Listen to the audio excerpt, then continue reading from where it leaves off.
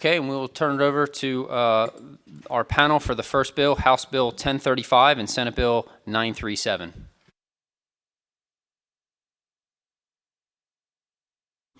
All right. Good afternoon. Thank you, Mr. Vice Chair, Madam Vice Chair, and to members of the Senate Committee on Education, Energy, and the Environment, as well as House Economic Matters Committee. I am pleased to be here. As the Vice Chair noted, I am saddened to not be here with my counterpart, the Speaker, who we are certainly keeping in our thoughts and prayers. She is dealing with the unimaginable, and so while she's not here today, certainly we are thinking about her, and I know we've had many conversations and we speak with one voice when it comes to this particular piece of legislation in this effort moving forward. Today, we stand at a very critical juncture in shaping the future of Maryland's energy landscape. What we know and are hearing, each one of us in our offices, is that utility bills for our constituents are rising at an unacceptable rate. The General Assembly must take urgent action to pull any viable policy lever that's available to us to lower the cost of energy as we bridge to a cleaner energy future. We have to confront a few core realities. Number one is that Maryland is part of a regional electric grid. We are one of 13 states plus the District of Columbia. Second, we know that demand for electricity is projected to far outpace new generation, which is going to create and is creating a mismatch between supply and demand. Third, the inversion of the supply and demand curve means that prices are elevating and we have increased concerns about reliability to simply keep the lights on. Fourth, even though demand is increasingly only modestly in Maryland, grid failure in surrounding states is not something we can ignore. It has the potential to impact our residents, their homes, and businesses. And finally, there are truly only two ways to deal with this problem. One, we build more transmission from outside of the state into the state, in which we are relying on other states' policies and other places' demands in order to generate our own electricity, or we can generate more Maryland-made energy and have more control over the type of energy being produced and ensure that it is cleaner, faster. It's with that in mind that Speaker Jones and I introduced the Next Generation Act. It's a comprehensive bill for dealing with the affordability of our utility bills, the reliability of our electric grid, and the predictability of our regulatory environment in Maryland to spur private investment. Our top priority must be to expedite the construction of new, cleaner energy in Maryland. This energy must be Maryland-made. This bill mandates that the Public Service Commission solicit bids for and approve new dispatchable generation capacity that matches the amount of coal and oil generated in Maryland during peak summer hours in order to use cleaner energy to meet that demand. This move will help us eventually phase out dirtier, more polluting energy sources and replace them with cleaner alternatives, reducing harmful greenhouse gas emissions and particulate matter. Importantly, it will help prevent skyrocketing energy prices that we've seen as electricity demand has outpaced supply.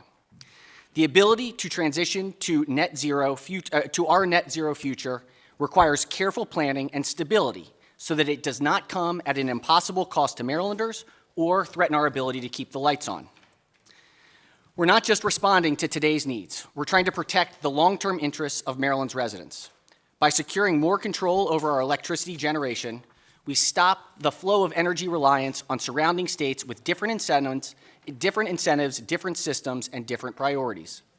We avoid the environmental and property rights issues that arise when we rely on out-of-state electricity and the construction of new transmission lines. This law ensures that we have energy we need today, but provides a faster bridge to a net zero future. I do want to note that we remain committed, absolutely and fully committed, to maintaining our ambitious climate goals while keeping the lights on. This means that any new potential considered natural gas or any type of dispatchable energy would have to be designed to be convertible to either hydrogen or zero-emission fuels as soon as that technology would allow. Further, we are prioritizing energy projects that integrate Tier 1 renewable energy generation, like solar, wind, hydro, geothermal, and essential, absolutely essential battery storage. We're not going to slow down. This bill sets ambitious timelines for project approval and streamlines siting for permitting processes. It clears the path for projects that will soon be ready to plug into the grid, such as solar and battery storage projects currently waiting to clear the PJM interconnection pipeline. We're fostering market predictability and creating the conditions for Maryland to lead in energy generation rather than follow behind. We also recognize in this piece of legislation that large energy-intensive customers must pay their fair share of the cost of maintaining the infrastructure that powers our grid by addressing behind-the-meter co-location connections with energy generation facilities. The Next Generation Energy Act ensures that these customers cannot access generation facilities directly or buy energy at wholesale prices unless they meet specific criteria. They must either produce their own energy or contract for energy from a facility that increases its net output. This ensures fairness, accountability, and a sustainable future for all Maryland residents.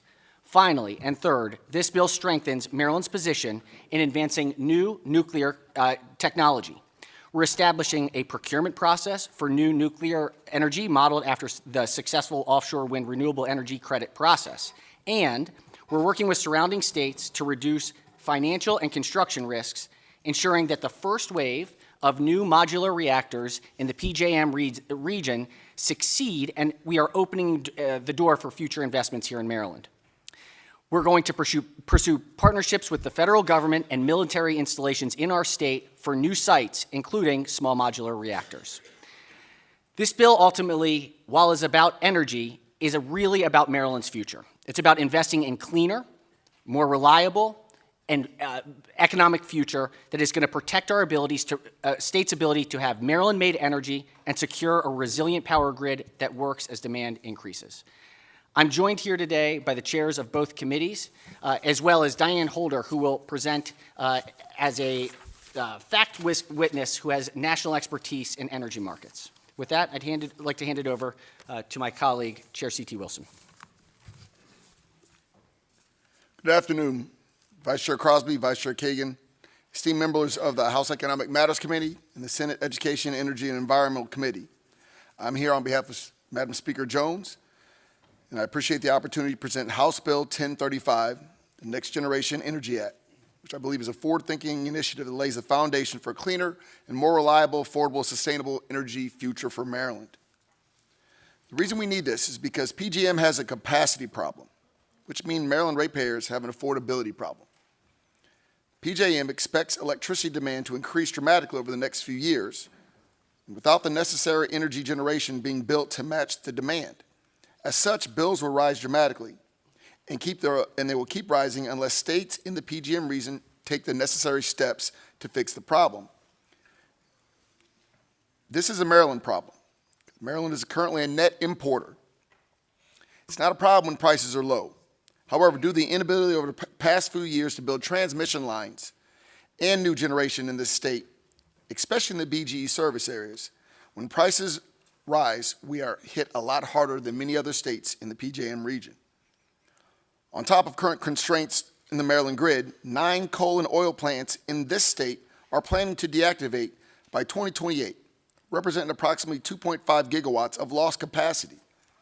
4 of these plants are currently under reliability must-run agreements, which cost ratepayers even more money, ranging from the hundreds of millions, on top of already high cost of our electricity. If we want our prices to go down as soon as possible, we cannot leave it to our fates to other states. We hope they will build enough to satisfy the demand of this region. Our ratepayers deserve certainty in their electric bills, and it's our job to explore every avenue to give them that certainty. The Next Generation Act will direct the PSC to solicit new energy generation in the state to offset the retirement of existing facilities, prohibit the large energy users from destabilizing the electrical grid, and direct MEA to secure cost-sharing agreements related to development of nuclear energy generation, and ensure that energy generation investment benefits Marylanders while keeping the electricity affordable. I do believe that the Senate President has covered the major key points as far as nuclear generation, protecting our customers from large load customers, and streamlining the CPCN process. In closing, we believe that this will be a job creator. Investments in nuclear energy and next generation technologies will create high-paying jobs in construction, engineering, and maintenance. We believe it'll lower costs by increasing the state energy production. We can stabilize and lower PJM capacity market electricity prices and reduce the dependence on imported power. And with the nuclear investment, we believe that nuclear power provides a reliable, emissions-free energy source, aligning with Maryland's climate goals. In conclusion, HB 1035 is a forward-thinking approach to Maryland's energy challenges. It provides a roadmap for a cleaner and more reliable and more affordable electricity while fostering economic growth and inclusion. I urge both committees to support this bill and help secure Maryland's energy future. Okay, well, it's great to be here with the Senate President, with Chair Wilson, my former committee, ECM, and my current committee, our EEE committee. The only thing I'd add, I'll have a lot more to say about the second bill that we're hearing today, but I would make the point that seeing the committees together, I think it illustrates how imperative it is that the House and Senate work together on this is a super important issue, this package, that it's not always been the case, but I think the two chambers really need to be aligned, and so I think having a joint hearing was a great idea. We do have a resource adequacy problem, and the Senate President and Chair Wilson mentioned we got to tackle it, and the time is now. And so I think the package of bills today in toto is super important for the state of Maryland to solve that resource adequacy problem. We are a net importer now, but that problem is going to get a lot worse unless we take action in the present session. And so with that, Madam Vice Chair, Vice Chair Crosby, Vice Chair Kagan, I'll yield back to you, or is Ms. Holder going to weigh in at this point? Okay. Okay, thank you. For the members, just some housekeeping here. It's one bite at the apple, so you're only going to get one round of questioning, and then you're going to have to hold it and take your questions offline. With that, we will start with, I believe, Senator Brooks. Is that? Oh, I apologize. Go ahead, ma'am. I think there were slides too. Okay, you can move forward to the next slide. Good afternoon, members of the Senate Committee on Education, Energy, and Environment and the House Committee on Economic Matters. I appreciate the chance to speak with you today about the critical topic of grid reliability and the challenges that we face. I'm Diane Holder. I'm VP of Entity Engagement and Corporate Services at Reliability First. A few words about Reliability First. We were formed coming out of the 2003 Northeast blackout, which I'm sure you can remember. We are one of 6 independent regulatory agencies that oversee the North American bulk power system. We get statutory authority from the federal government through the Energy Policy Act of 2005. RF and our peer regions report up through NERC, and who then reports up to FERC. But our responsibility is to set and enforce with penalties the NERC mandatory reliability standards for over 300 registered entities within our footprint, which includes 13 states and the District of Columbia. And when I say registered entities, I mean electric utilities, generation owners, and RTOs like PJM. But besides auditing entities and enforcing those standards, we also proactively seek to promote excellence in our industry in a variety of ways, including participating in hearings like we are today. We believe we are a unique voice in this conversation because we don't own or operate any electric system assets, we don't facilitate markets, we're not lobbyists, and we are resource neutral. Our lens is reliability, pure and simple, and that's also our expertise. To be clear, I'm here for informational purposes on grid reliability, and I won't be commenting on the legislation itself. So if you could move to the next slide, please. One of our core responsibilities is to assess the adequacy of the bulk power system and shine a light on areas of concern. And one way we do that is through NERC's long-term reliability assessment. And this graphic is from the latest one that just came out in December. The report discusses how generation retirements are outpacing new resources, and increasing demand is compounding that situation. Balancing supply with demand is one of the most fundamental aspects of grid reliability, so this assessment is very important. It is also very concerning because it shows more than half of the continent is at high or elevated risk of resource adequacy shortfalls over the next 10 years. And while PJM is not at high risk, that region is actually at elevated risk. It's still important to note that in last year's assessment, PJM had been at low risk. So things are and have worsened. One of the main ways we see resource adequacy challenges surfacing is through shrinking reserve margins. This means that we have less backup power to handle unexpected events such as a power plant tripping offline. If we could go to the next slide, please. So the pie chart on the left shows Maryland's current resource mix, and the one on the right shows the types of resources currently in the Maryland PJM queue awaiting connection to the grid. Even though Maryland's current resource mix is powered mainly by natural gas, you can see the queue shows a strong trend towards solar and storage. A critical and sometimes overlooked factor in Maryland's resource mix is the state's substantial reliance on power imports, importing from other areas of the grid. Typically, Maryland imports between 2,000 to 6,000 megawatts, which is about the output of 2 to 6 power plants.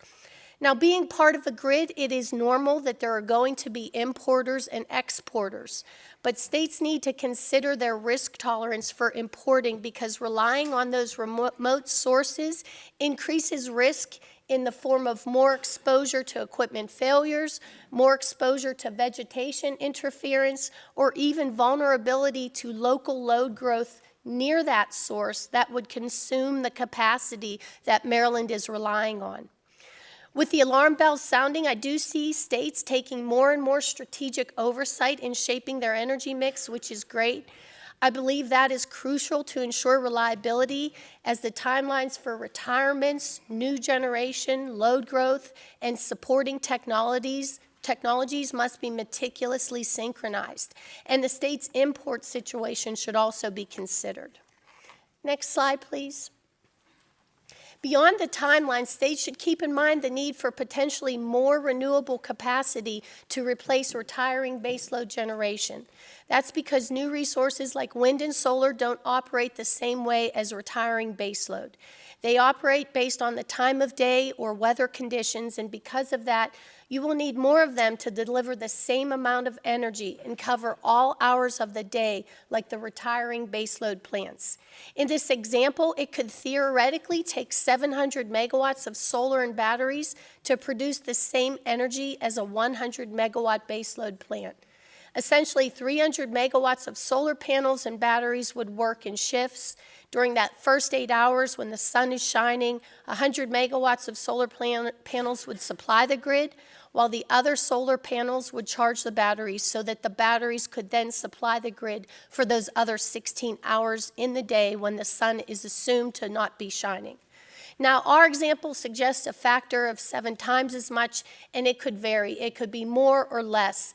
The precise multiplier isn't really the key takeaway here. The key is that you need substantially more megawatts of solar, wind, battery capacity to deliver that same amount of energy that a baseload generator provides.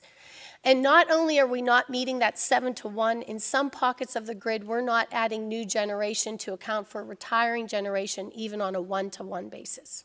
Next slide, please. So capacity or having enough power to meet demand at all hours around the clock is one very important aspect to address when it comes to the resource mix. But keeping the grid stable is another important aspect, and having generators in the resource mix that can provide essential reliability services is key for grid stability. Grid disturbances like a sudden power plant outage or a transmission line failure require immediate response to keep the grid stable. In fact, everyday fluctuations in supply and demand need managed too, also to keep things stable. Essential reliability services are fundamental to grid stability, ensuring consistent operations through those unexpected events as well as in day-to-day fluctuations. As my boss often says, electricity is unique in that it's produced, delivered, and consumed instantaneously. That immediacy demands constant vigilance and precise control, which makes essential reliability services so vital.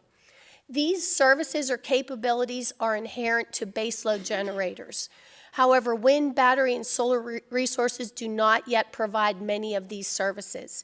Technologies are being developed that would help those resources simulate some of those services, but they are not yet available and deployed on the grid at scale. In this chart, you can see the different generator types listed on the left-hand column. Across the type, you see different features that those generators may or may not exhibit and to what degree.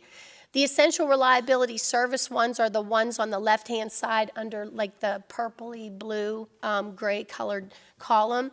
Those are frequency response, voltage control, and ramping. That's what we're talking about when we say essential reliability services. So you can see oil, gas, coal, and then some of the generators have some green, throughout some of the other capabilities as well. The next slide, please. When we say dispatchability, we're looking at the generator's ramping capability. That was one of the columns on the previous chart. Ramping refers to the generator's ability to quickly increase or decrease its electricity output to match the grid conditions. Both of the charts on this slide are across PJM. They are not Maryland specific, but the top chart shows PJM's demand curve or load profile. It shows how demand increases and decreases over the course of several days. The bottom chart shows the various generator types and how they supply and react to changes in demand. The top line in that bottom chart represents natural gas. So you can see that not only natural gas contributes most of the power to the PJM grid, but also has a lot of ramping capability as it goes up and down. Nuclear is the next line down, and it's flat. Traditional nuclear does not provide ramping due to regulations, safety, and other reasons. However, the new reactor designs, like small modular reactors, may have more flexibility to ramp more effectively. The green line is wind and the yellow line is solar, and yes, as we know, they currently do not comprise a large portion of the PJM resource mix, but they also only offer limited ramping capability. This is because their output is determined by weather conditions and time of day, not by our direct control. Again, as the resource mix is being planned, please consider timelines, capacity, and essential reliability services. Next slide, please. So MISO is the regional transmission organization, the RTO, to the west of PJM, and they are further along in their renewable penetration, particularly with wind. And so they have begun to study the reliability impacts of a resource mix that has a high penetration of renewables. And this chart shows their finding that at 30% renewable penetration, operational complexity sharply increases. A couple of reasons for that. One is with more variability, these new resources will turn off and on more often than the traditional baseload generators did. So with those more fluctuations, it's more challenging to meet demand around the clock. Another reason for the complexity is that, with unexpected events, such as a plant tripping offline, if the resource mix lacks enough essential reliability services, when that plant trips offline, it may not be able to recover. Just a few weeks ago, the island nation of Sri Lanka experienced a blackout that disrupted power to its 22 million people. The blackout was due to a disturbance in one of its substations.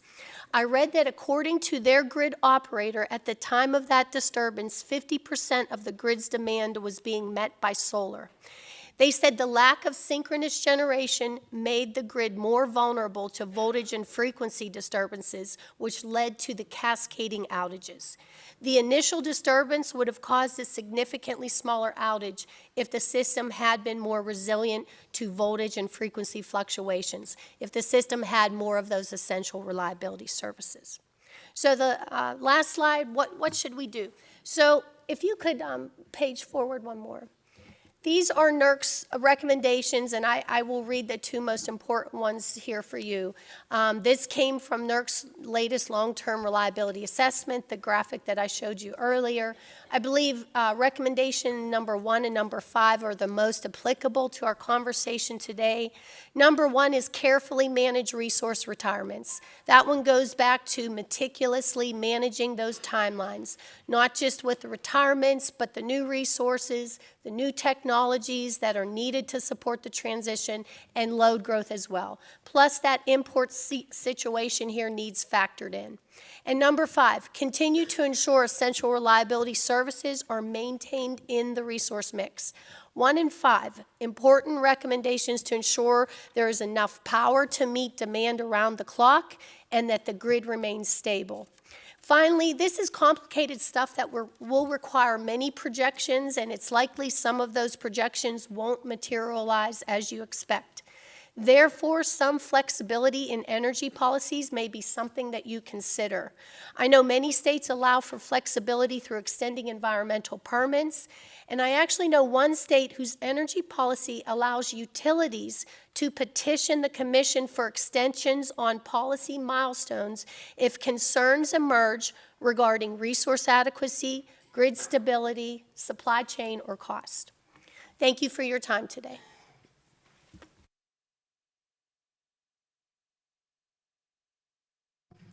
It is hard to see from up here, but it appears that Senator Gallion is going to kick us off with a question. Senator?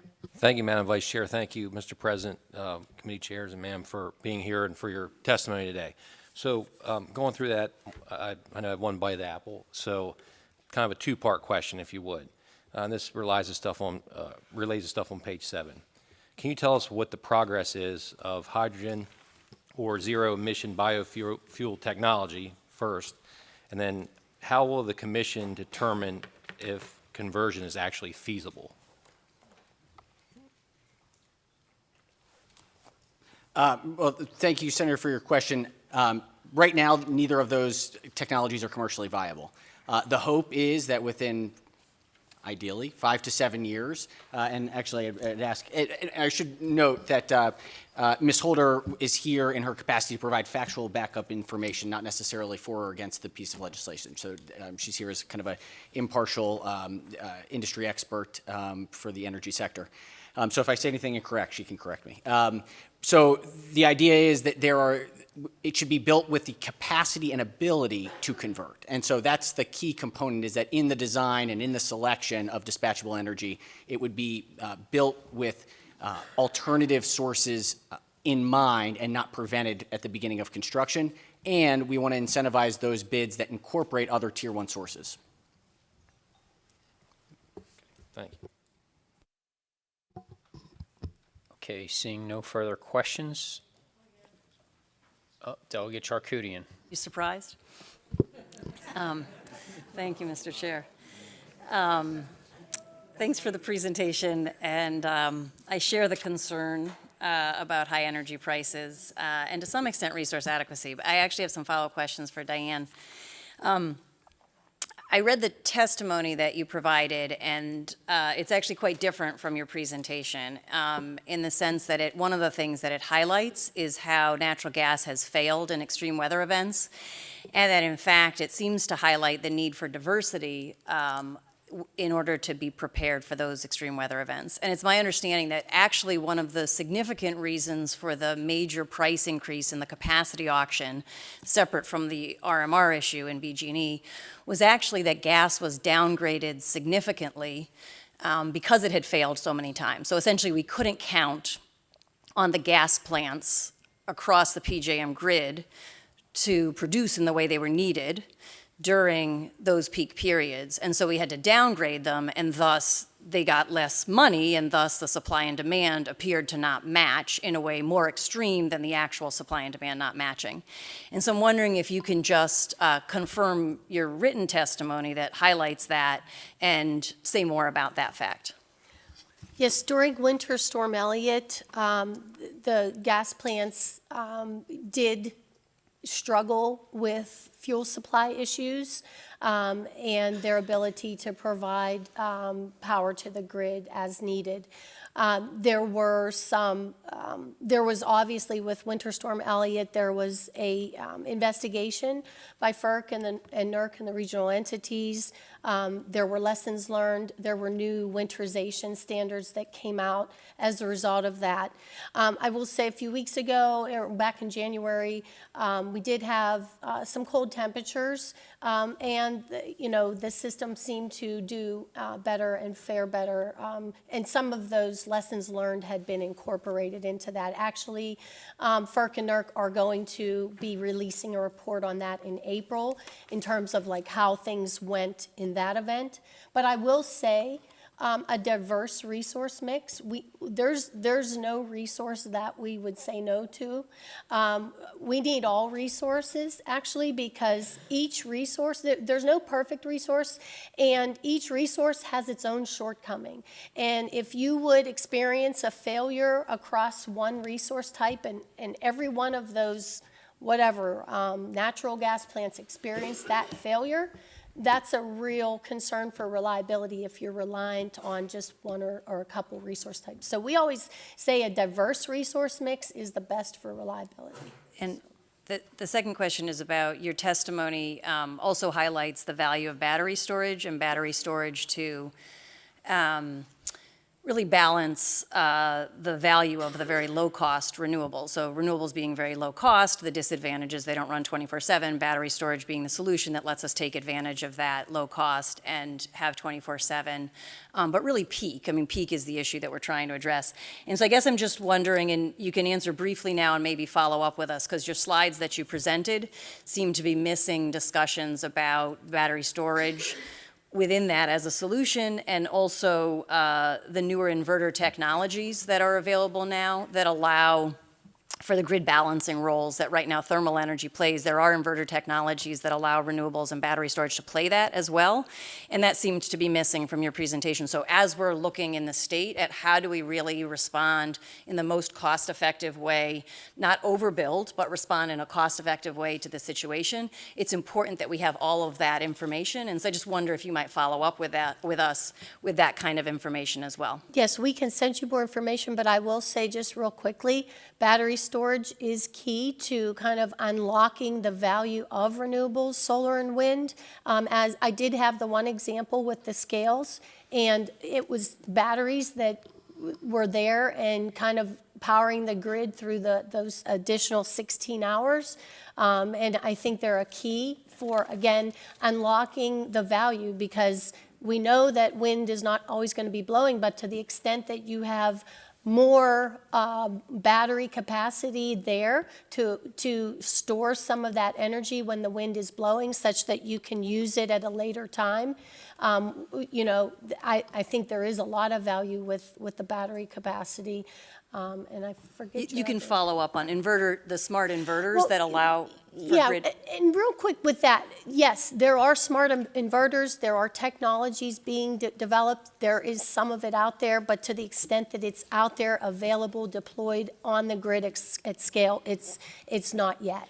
Okay, we can follow up on And that. that's my Thank main you. point with that. Okay, thanks. Okay, real quick before we go to go ahead, Mr. Chair. And a good delegate, I just want to make sure, I think you're aware that we are, as far as battery storage, that's not something that this bill overlooks. All forms of this dispatchable energy, I think battery storage is one of the things we're keeping an eye on. We understand how, alleviating during peak times in both transmission and distribution side. I think that's one of the things that we're opening up, for the first time for, the state, is the ability to invest in that battery storage. So, thank you. Thank you, Mr. Chair. Just real quick, the one bite at the apple rule. It's like I'm getting blown up. You can ask multiple questions. It's just once you turn your mic off for that particular panel, we're not going to go back to you. So we wouldn't go back to Delegate Charkouti. I know there's some confusion around Senator Gallion, so if you want, you can re-hit the button. But then when the next panel comes up, it restarts the one bite at the apple. Delegate Adams. Thank you, Vice Chair. I was trying to figure out how to do one bite but chew twice. So I'm the chairman of the Eastern Shore delegation. We had one of the regulated utilities come in and present to us a few weeks ago. And I think I'm going to ask a question that I believe almost every citizen on the Eastern Shore is going to ask, and in hopes that this bill sort of gets to the concern. Obviously, energy prices are going up significantly, and we're not talking about 5, 10%, we're talking 20, 30, 50% increases. Some of it can be related to the weather, and I think I adopt and accept that. But is this the bill that gets to these concerns? Because I don't want to get into the minutia over the subject, but is this the bill that we're talking about that helps our citizens as we're dealing with energy prices? That's my first question. The second one goes to the CPCN process, and does this bill preserve that process as we consider generation? And the reason why I ask is because on the Eastern Shore we lost in Delaware the last large generation facility, and so we don't have a lot of generation on the shore, and I think ultimately we'd like to see more generation, and we're talking about baseload generation, less transmission lines. We are concerned about renewables, but I hope I'm giving you the question the way you can answer it globally through the lens of what this bill is all about. Sure. The first bill of this package does and is about the energy supply and increasing Maryland-made energy within all of the above strategy. It is about dispatchable energy to have baseload generation, but also at capacity needs, expediting the production of supply of Maryland-made energy. It does preserve the CPCN. It does add some expedited timelines for permitting. If the PSC moves forward with a bid and selects a project to move forward, it would be expedited. So permitting would be faster in order to get this Maryland-made energy on the grid faster. It still would have to go through the PJM interconnection queue and all of the other regulatory processes, but it is about expediting the large load.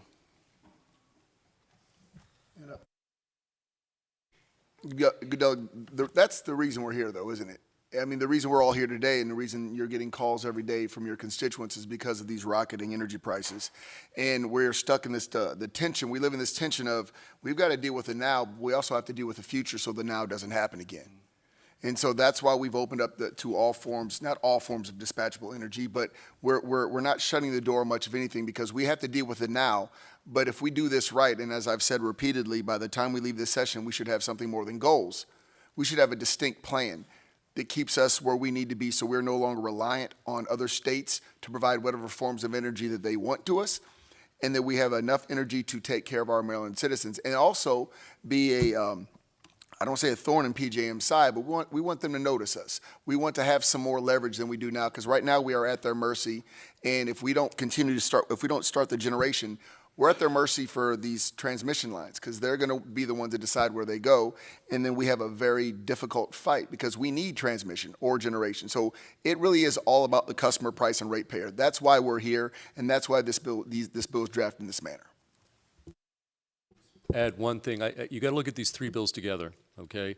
I think this is setting up a foundation for some longer-term generation that we don't currently have. The second bill is taking some of the projects that are in this queue and providing some regulatory certainty so when they get out of that queue, which they're about to do, those things can get online quickly.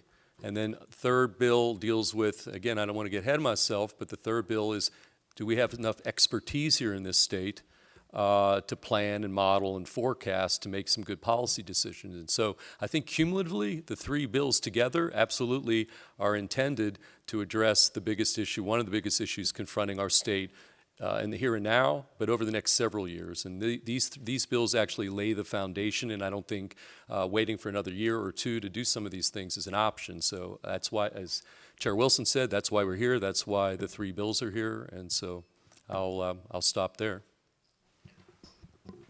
Okay, seeing no further questions, that concludes this panel. There is one more favorable witness, George Anas. George, you can come down and... Oh, apologies, George Annis. Do not see George here. Okay, we'll go to favorable with amendments. First up, we have Leah Meredith, Maurice Simpson, Alex Pavlak, and Kim Coble.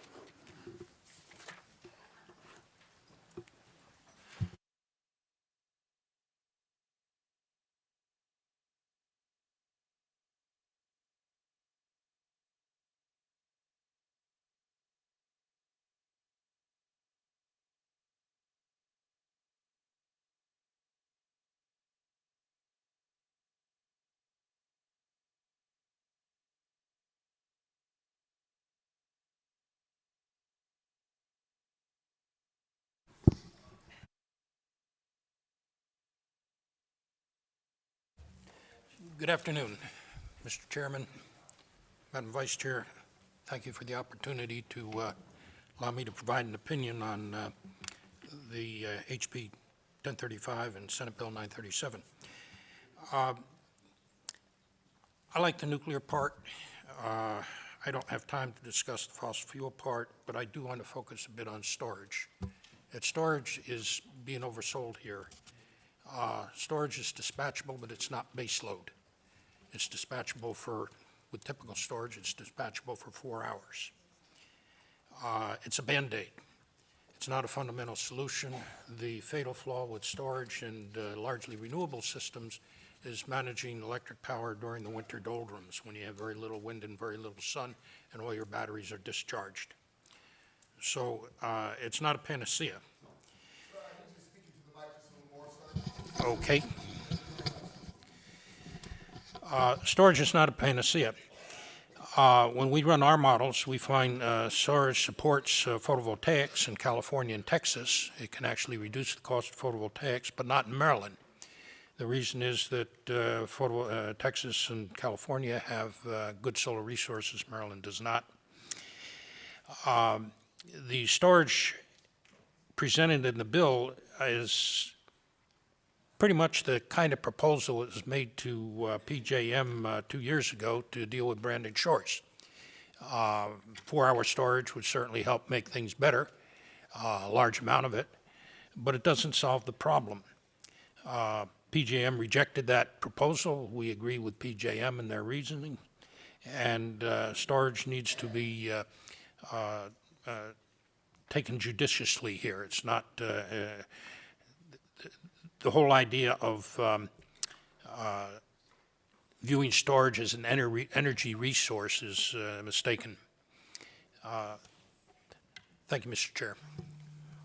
Thank you very much. And just for the audience, we know there's no silver bullet here. It was one of the forms of dispatchable energy that we are looking towards. And we also know that storage is very valuable when it comes to our reliability during peak hours. We are not relying solely on storage. That was never our intent.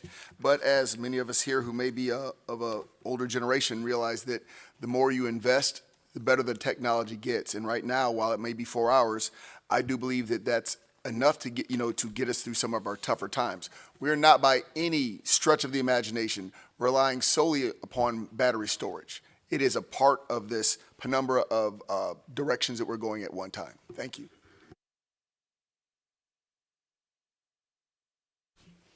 Chair Feldman, Chair Wilson, members of the Senate Education, Energy, Environment, and House Economic Matters Committee, thank you for the opportunity to provide testimony on Senate Bill 937 and House Bill 1035, also known as the Next Generation Energy Act. I'm Leah Meredith, Mid-Atlantic Regional Director of the Solar Energy Industries Association, or SEIA. SEIA is the National Trade Association for the solar and storage industries, building a comprehensive vision for the advancement of those technologies. We work with our 1,200 plus member companies and other strategic partners to shape fair market rules that promote competition and growth of reliable, low-cost energy storage and solar power. Beyond encouraging new natural gas development, the Next Generation Energy Act requires MEA, Maryland Administrative Administration, to pursue cost-sharing agreements with neighboring states and federal agencies for the development of new nuclear generating stations. While this is a worthwhile endeavor to meet Maryland's growing electricity demand over the coming decade, nuclear generation cannot be leveraged on the timeline needed to address the state's current resource adequacy challenges.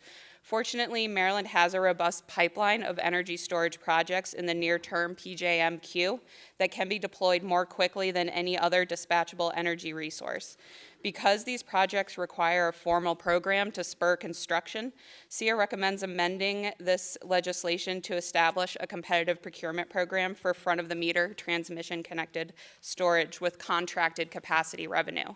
Specifically, we recommend incorporating language from Senator Brooks and Delegate Charkoudian Senate Bill 316 and House Bill 938, also known as the Abundant and Affordable Clean Energy, or ACE Act, which creates a competitive procurement process for up to 1,600 megawatts of in-state energy storage projects, thus ensuring that storage assets become operational in this decade and start generating energy cost savings to Marylanders.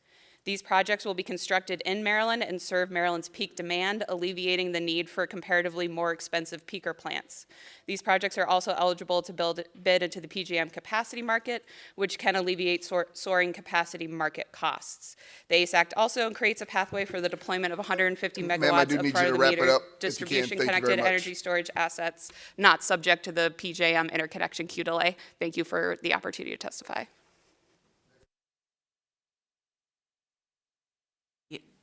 I'm Kim Coble, Executive Director of the Maryland League of Conservation Voters. Our position on SB 937 and HB 1035 is favorable only with amendments, which you can find in our written testimony. Maryland LCV is committed to advancing energy solutions that increase grid reliability and decrease ratepayer impacts without risking our state's climate goals. This bill expedites the building of new gas plants, but it does not directly address ratepayer impacts. Next Era Energy, an American energy investment company that includes natural gas as part of their energy portfolio, found that solar, wind, and co-located battery storage are the lowest cost and fastest to deploy energy solutions. The Energy Information Administration recently reported that in 2025, 93% of the energy demand across the country, new energy demand across the country, will be met by plants that don't burn fossil fuels. Maryland does not need to go in the opposite direction. Maryland needs more energy capacity. However, we have already invested $1.1 billion of ratepayer dollars in the Brandon Shores Mitigation Project, which is 8 transmission upgrade projects with the explicit goal of ensuring grid reliability. Additionally, according to the PJM, the anticipated energy demand from the growth of data centers is an additional 33,000 megawatts across the entire PJM, of which Maryland's portion is 0.4%. Maryland does not need to generate more energy, but we do not have a crisis that warrants, we do need to produce more energy, but we don't have a crisis that warrants increasing our dependency on fossil fuels and risking our climate goals. Thank you.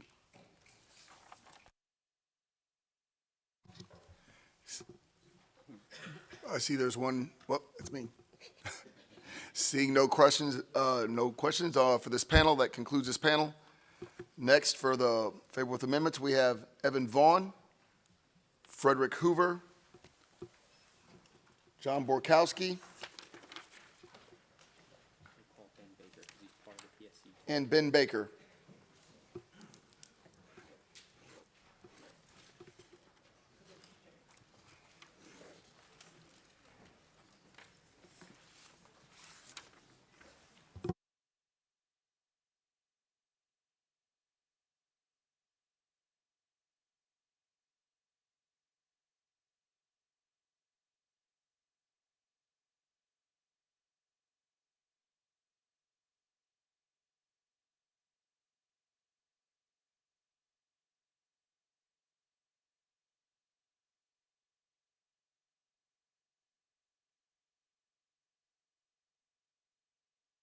Push the button, right?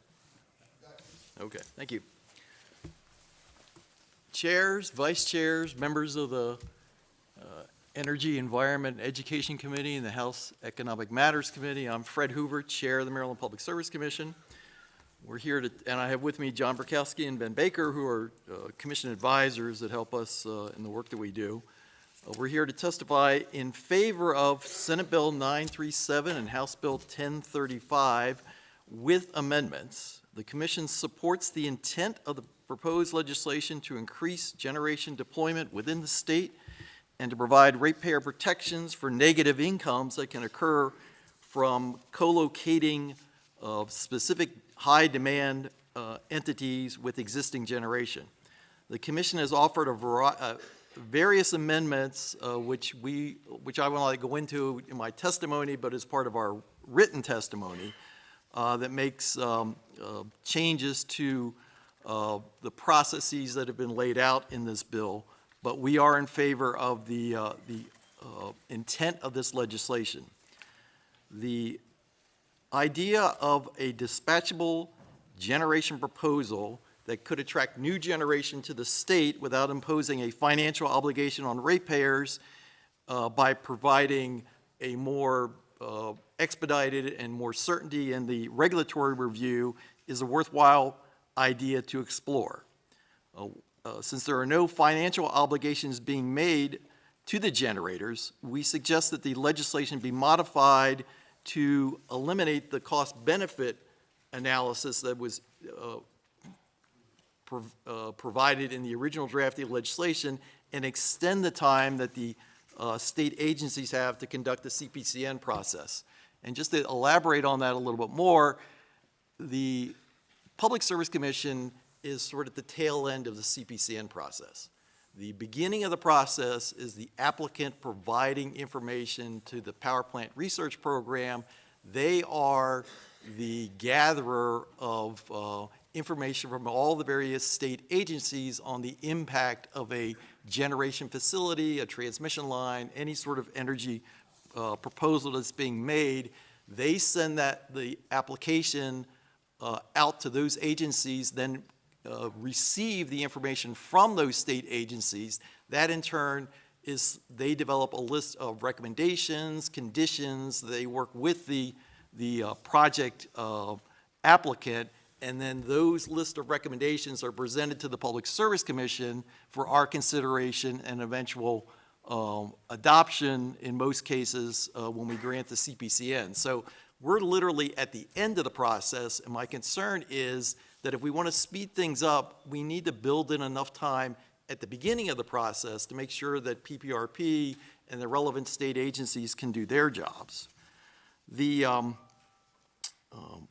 Finally, the Commission seeks some amendments regarding the co-location provisions that are in the bill, but we do support the idea of making some requirement for those folks who are looking to co-locate with existing resources, add resources to the mix. I mean, I've kind of described this as requiring the data centers, which are the entity that is most considered to be in these situations, to actually ask the data centers to bring their own lunch when it comes to the demand requirements that they're going to be putting on, but specifically not allowing them to either subtract or contract with an existing facility and take it away from providing resources to all the other customers, but have them bring on additional generation and add to the amount of generation needed for that. And with that, I will answer any questions that you may have. Fred, just briefly, when you were speaking about the data centers, you're talking about all data centers, not just ones that want to co-locate, correct? Yes. So you want to make sure that all the data centers come in, they basically come bearing gifts to make sure they're not detracting from our grid or Maryland's ability to. Essentially, yeah. And that follows along with the report that we filed back in December, which highlighted this concern that we had. Thank you very much, sir.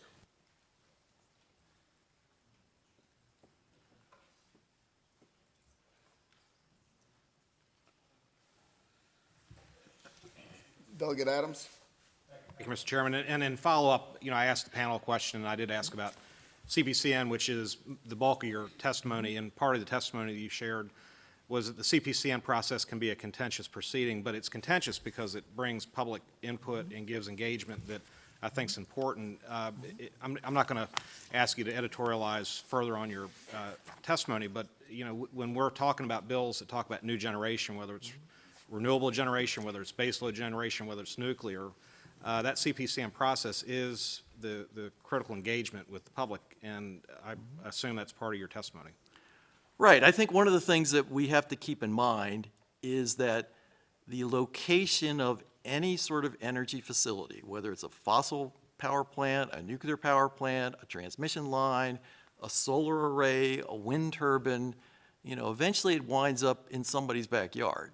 And quite honestly, these siting proceedings can become contentious. And so I think I don't want you to be lulled into the idea that, the creating homegrown generation facilities of whatever type they are, renewable or fossil, will be an easy path to the location, just because the folks that are going to wind up living next door to it may have some concerns, and the CPCN process is designed to facilitate the participation for those folks who are being directly affected by the proposed energy facility, along with all of the technical and precise studies that are done by the various state agencies of the impact of the energy facility.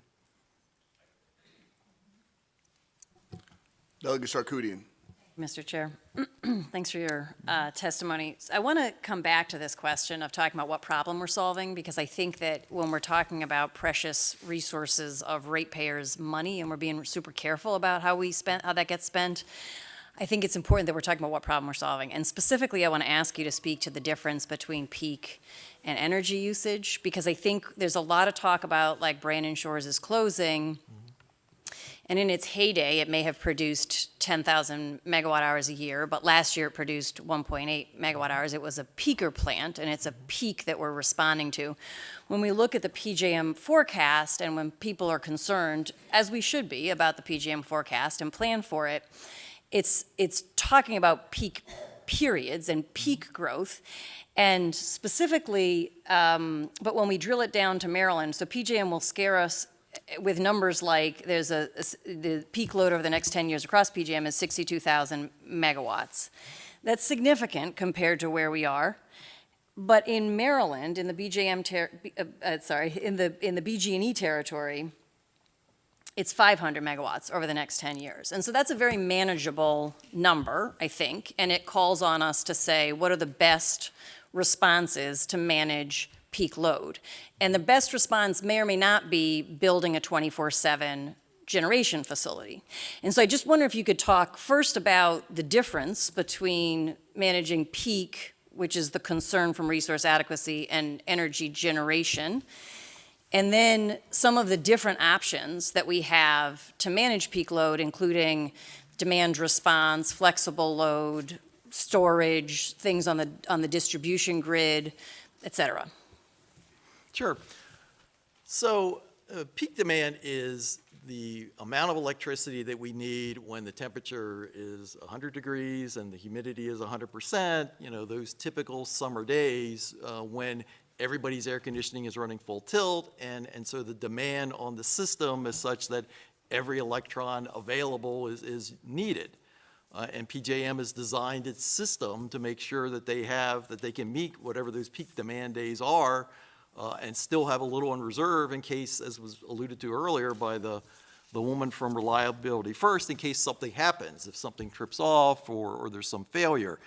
More recently, what we've seen are peak demand situations that occur not when it's 100 degrees, but when it's 0 or close to 0 during these so-called polar vortexes, where we've had significant demands on the system because people are trying to stay warm. And so the system overall is designed to meet that particular thing. And so there are various plants that come on it at different times.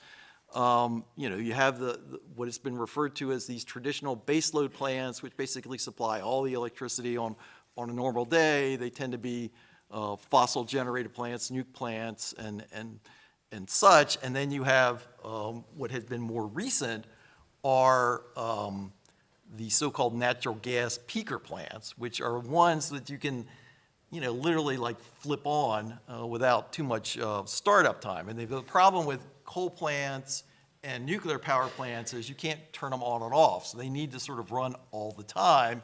The problem with renewables, as was discussed earlier, is they come on at certain times.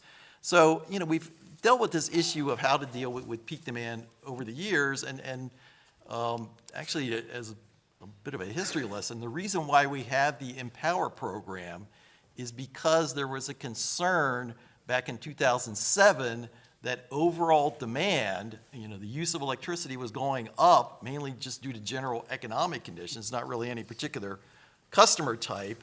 And PJM was telling the states, in order to provide enough electricity for customers, there was a need to build extensive amount of transmission lines. Now, these transmission lines at that point were going to be hooked up over then coal plants and natural gas plants, because that's what was primarily part of PJM's system. But their view was, if you don't build all this transmission, then you're going to have power capacity problems.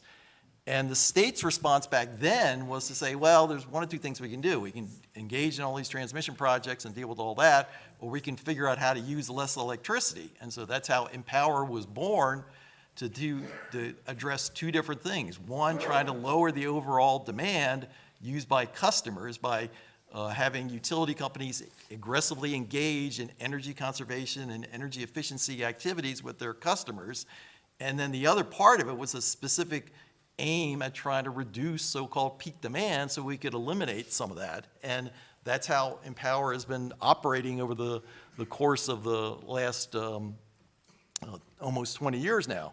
And so that's the process that you could use. So the bills that are being put forward today, and I agree with Chair Feldman, you have to kind of look at all three of them together, are designed to try to address the situations that we have in facing us regarding power adequacy. So it's my view that we need to do all of the above, but my definition of all of the above is not just generation sources, but let's look at usage patterns and other technologies such as batteries and things like that. It's one of the reasons why the Commission supports the so-called ACE bill to try and encourage deployment of battery projects, because batteries, while some people have discounted them, I mean, batteries really are, in a sense, the holy grail on this, because traditionally you had to have the generation capacity to meet whatever the demand was going to be at a particular time. Well, now we have a situation where you can actually make electricity at certain parts of the day and use it other parts of the day by utilizing batteries. So it's, again, this all of the above approach, both on the generation side but also on the usage side, is how we fix the problem. I think just one thing to add to that, I think a lot of our discussions when we're talking about resource adequacy, they come from capacity. So the discussions we've heard around increasing prices in the future and the price signals that might be used to get new generation come from this idea of capacity. And so higher capacity resources, those which the dispatchable generation definition is really more of a high capacity definition than a rampable resource definition. And so it's really focused on attracting high capacity resources that might help us with the prices that might be coming in the future. But anyways, I think when you think about it, the resource adequacy and a lot of the concerns we've been discussing are around the peak and so forth. And I would just remind everyone, witnesses as well, that we appreciate the aphorisms and the value of concise statements, because we do have a lot of witnesses. And I know we're getting these in-depth conversations, but I would appreciate the garrulous conversations are great, but there's nothing wrong with the economy of words. So thank you guys very much.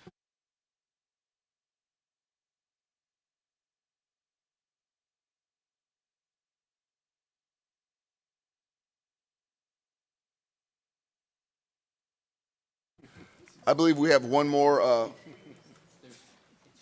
Fatima Wahid.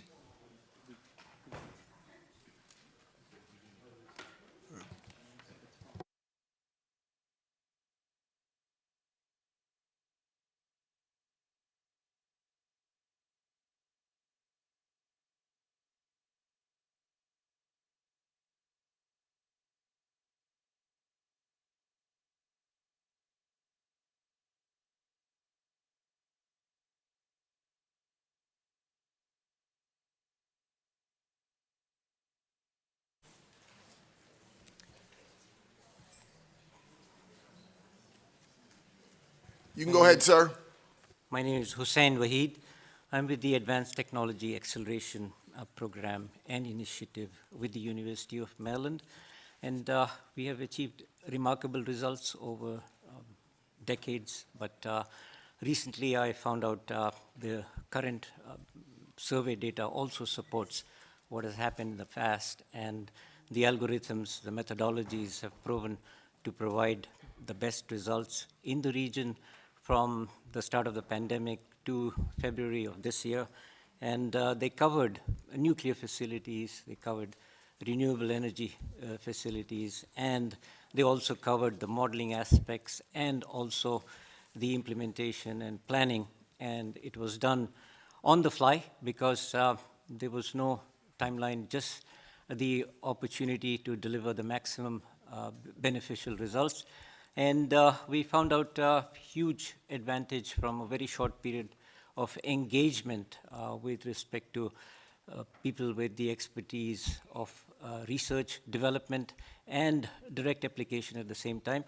And also, if they could combine the multidisciplinary approach in these applications, then the advantages were significant, and that is how it resulted in about $500 million up to 2030 in transformative economic efficiency.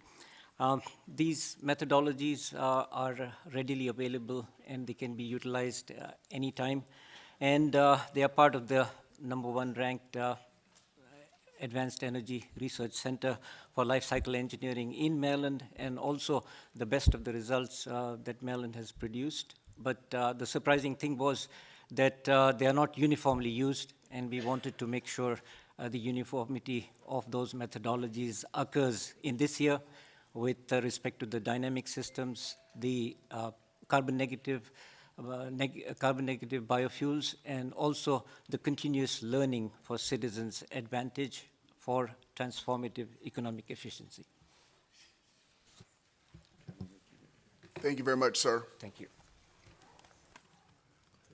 Seeing no questions, I believe we're now moving on to the unfavorables. We have Amy Mordock, Terrence Fitzgerald, Alfred Bartlett, and Emily Scarr.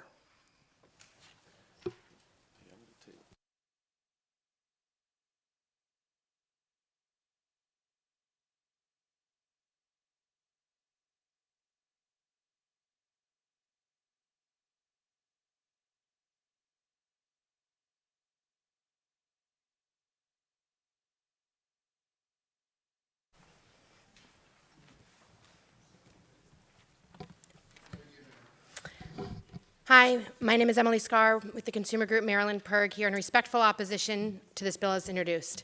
Marylanders are struggling with unaffordable energy bills due to wasteful spending from utilities and mismanagement at PJM, our regional grid operator. The state should increase energy generation and storage in the state, but the Next Generation Energy Act not only misses the mark, it also threatens to unnecessarily increase utility rates and pollution. We hope the committees will support legislation to help energy consumers by stopping wasteful utility spending, supporting energy storage and renewable energy, and strengthening the grid. The narrative that our current affordability crisis is one of simple supply and demand is misleading at best. PJM has been willfully holding back hundreds of gigawatts of storage, wind and solar, and has kicked the can down the road on planned power plant closures. Unfortunately, electric supply rates are going up this summer, and Maryland ratepayers will suffer. But these increases are impermanent and largely reversible as PJM gets its act together.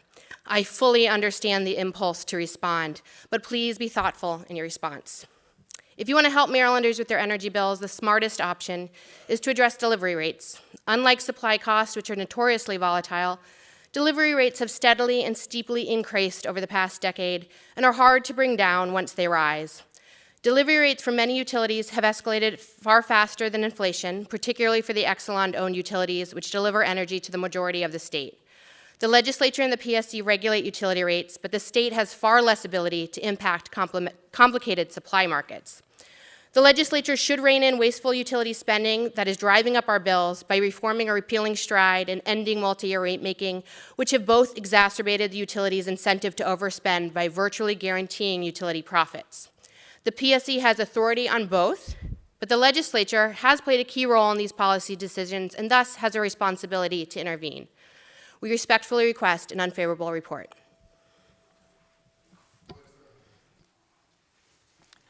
Thank you. I'm Dr. Alfred Bartlett, representing Physicians for Social Responsibility. We respect leadership's concern for our increasing energy costs and for the jobs, businesses, and revenue that new industries like data centers might bring. However, as a retired pediatrician, I evaluate proposals for their impact on our children and their children. That perspective is why we request an unfavorable report on this bill, because the bill's proposals to develop small modular nuclear reactors and expand gas-fired power plants would create significant risk and likely harm for future generations.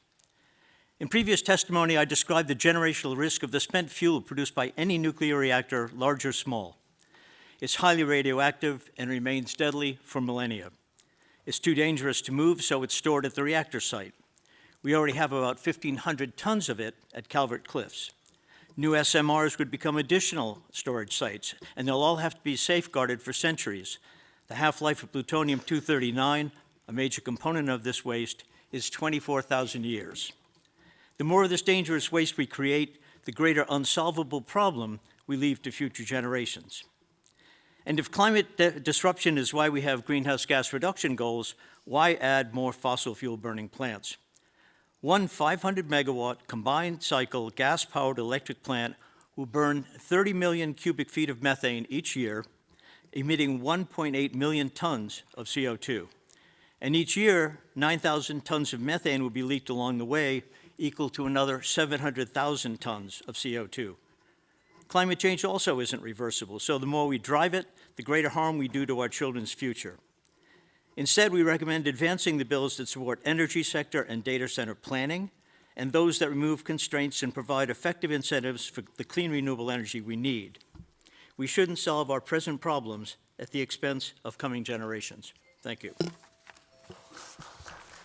Thank you very much. Ma'am, I do have a brief question. During your testimony, you stated that this bill as drafted is going to increase the cost to the ratepayers. Could you explain how that's going to happen? Has the potential. I'm worried that incentivizing new nuclear and new gas could fall on ratepayers based on the track record of nuclear overspending and the way the bill is drafted around the gas, the incentivizing the new gas. I know there's some language in there that specifically says cannot pass those costs on to ratepayers, which Correct. I really appreciate.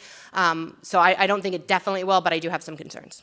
And I guess what you were stating by your testimony is that no new generation is necessary? No, absolutely. I think we should be looking at new generation. I don't think we have an immediate crisis, as one of the previous speakers talked about. I think the smarter approach is to look at short-term solutions to meet peak demand and put in the real research and planning. I know that one of the bills you're looking at today to figure out the best plan for new generation over the next decade. Thank you very much, ma'am.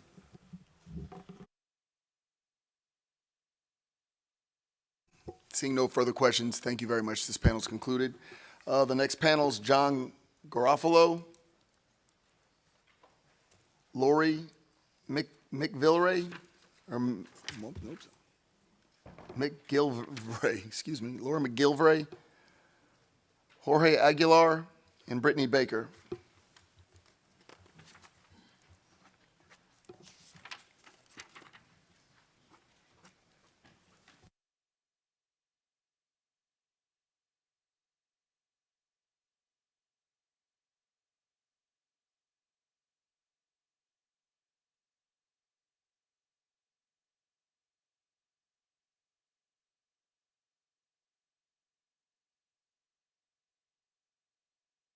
John, would you like me to go first?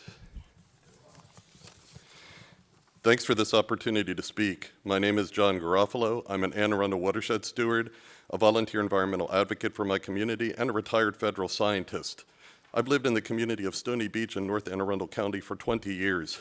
We're subject to a long list of polluters in my area, but closest to my community are the Brandon Shores and Wagner coal and fossil fuel power plants. Both are less than 1,000 feet away from our homes. These plants emit toxic and carcinogenic chemicals. I've heard many stories of unusual cancer, heart, respiratory, and neurological disease from my area. And I myself have had cancer. I also have asthma and AFib, which often flare up on days when the smoke from these plants is blowing towards my home. I've worked with my community and our legislators for 10 years to bring awareness and increase state interest to the pollution challenges we face. As of today, we still have no independent monitoring of the air near these power plants or a study which would reveal the impacts they've had on our health. But we suspect they are significant and extend way beyond us to our families, insurers in the state, sick days and unemployment that impact businesses, strain on our medical system, and depressed home values.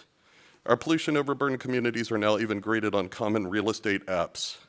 I understand that the RMR was necessary, but you are now asking us to welcome new power generation polluters that would be our bad neighbors for decades to come. Gas power generation is not clean, and it would emit toxins that would impact our lungs and hearts. A new polluting plant next to us would likely be a life sentence of health problems for our children and theirs. I was here last week to support HB 1406, which would bring relief to overburdened communities and more fairly prioritize the health, well-being, and prosperity of all Maryland citizens.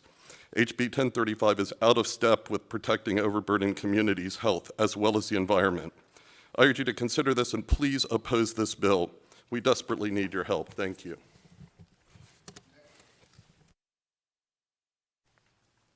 Good afternoon. Thank you, Chairs Wilson and Feldman. My name is Lori McGilvray. I'm co-chair of the Maryland Legislative Coalition Climate Justice Wing. We're a coalition of 30 state groups statewide. The bill seems intended to stem the abrupt rise of electric rates and ensure energy reliability. The solution proposed is new gas and nuclear plants. However, we believe it will not either lower electric rates or produce electrons in the next few years because those plants take so long to build and are so costly. So your constituents won't see that relief in bills in the next 2 years. So if grid reliability is the real reason for the bill, we're confused because Marylanders are currently paying billions of dollars for PJM mandated new transmission to ensure energy reliability. And PJM approved more transmission yesterday. So we don't understand why PJM and MEA say the goal is 100% in-state generation. Why should we pay for twice for the solutions for reliability? Where is the ratepayer relief in double charging? We are part of a 13-state grid. Why are we trying to be energy independent like Texas? Instead, we strongly urge that the policies that you should adopt are ones that will deliver more electrons quickly and cost effectively while we plan. You have these solutions in front of you in a number of bills that we have in our written testimony. So first, undertake energy and data center planning, which would provide you with better load projections and cost-effective solutions. Second, incentivize and quickly build the 7 gigawatts of solar and storage slated to finally come out of the PJM interconnection queue in the next 2 years. And thirdly, deploy advanced technologies to get more out of the grid that we have now. It's like taking a garden hose and turning it into a fire hose when there's a fire. So while we appreciate that things are blowing up in Washington, we really ask you to be the bulwark and the beacon for where we need to go. And we respectfully ask you to vote in opposition to HB 1035. Thank you. Thank you, Chairman Wilson and Chairman Feldman. My name is Jorge, and I'm with Food and Water Watch. We urge you to reject this bill. The Next Generation Energy Act completely abandons the state's commitment to clean energy and instead promotes building new fossil fuel plants and nuclear reactors that will not lower rates because they won't come online for years. And instead, this bill actually lessens the protections for communities that might be impacted by these facilities. So at a time when rates have continued to increase, as many have said, because of the continued reliance on fossil fuels by the current grid system, this bill completely illogically promotes building out these more expensive methane plants and nuclear reactors, options that could cost Maryland families billions over the long term. So it very openly fast tracks the build out of these new power plants in retired fossil fuel facilities, and worse yet, it eliminates key steps requiring community feedback and protections via COMAR rules, and removes even formal reviews with local municipalities. So as per the bill, within a few months, a power plant could get a key certificate of public necessity without needing to engage communities or local officials. So the rush to build these plants is really mostly about the push to build artificial intelligence data centers that require an enormous amounts of energy, and to pass that cost on to residents so that the tech companies don't have to pay full price. The companies openly talk about power sources being co-located with data centers or near them. So where would the new ones be? Already Prince George's, Montgomery are considering large data centers. The Department of Energy is also screening old coal plants to turn them into these power plants. So there's a fairly good idea of where these are going to be located. They're going to be located in many of your districts. So again, this bill says zero about citing parameters and protections for communities near these potential new power plants that would store radioactive fuel rods on site. and methane gas plants that emit toxic chemicals into surrounding communities. So we urge you to reject this bill. Thank you. Chair Feldman, Chair Wilson, Vice Chair Kagan, Vice Chair Crosby, members of the committees. I'm Brittany Baker, Maryland Director of the Chesapeake Climate Action Network, and I'm coming here as my role, but also as a Maryland mom. I'm really excited to be with you today and also to hold space for the fact that this will be your legacy. And so will your legacy be fully clean, or will it be stained with the new gas plant, which does not seem to be needed right now? Chesapeake Climate Action Network is in robust support of the rest of the energy package that's being presented today, and we think that those provisions need to be implemented before we even consider gas generation. And my testimony, which you have on the record, has all of the reasons that we think that, but I'll just highlight a few of them. One, we're in a climate crisis. Gas generation emits climate pollution through methane leaks in the supply chain and carbon dioxide emissions during electricity generation. One of the ways that we see the climate crisis coming to life is through saltwater intrusion on the Eastern Shore and also sea level rise in our 3,000 miles of coastal area in Maryland. Also, green hydrogen is unproven and unscaled, and carbon capture and storage is turning out to be the same. And last but not least, building a new gas generation facility will not lower utility bills in the short term, nor ensure stable utility prices in the long term. And that's really key. Unless we also begin fracking, we'll always need to get the gas from out of state and have it delivered to us. And that's one of the reasons that we have the supply chain disruptions during extreme cold and frost. And so with that, I really appreciate your time. I urge an unfavorable report. Thank you. I just want to address some concerns. Like Mr. Aguiar, you brought up some things that I thought I needed to address. First of all, when it comes to the data centers, I don't think there's a nefarious or a serious relationship with any of the people in this body. In fact, you're going to find a lot of people sitting up here that are not fans of data centers. So that's certainly no motivation here. Secondly, when we talk about the community engagement, the CPCN there's nothing taken out about community engagement. In fact, depending on what they're talking about, building like battery storage, things of that nature, we're requiring community meetings in addition to the CPCN. And thirdly, when you talk about the potential for natural gas, I want to make sure we understand here that by this bill, at best or worst, depending on your point of view, they will only be building the natural gas plants. You know, right now we have 2 natural gas plants, Brandon Shores and Wagner. And I say, I'm sorry, they're coal and oil plants, way dirtier. And right now we pay $180 million a year additionally for those plants. That's in addition to the cost for the electrons, the fuel, the operation and maintenance expenses. That's what Marylanders are carrying right now. Our job is to shut them down.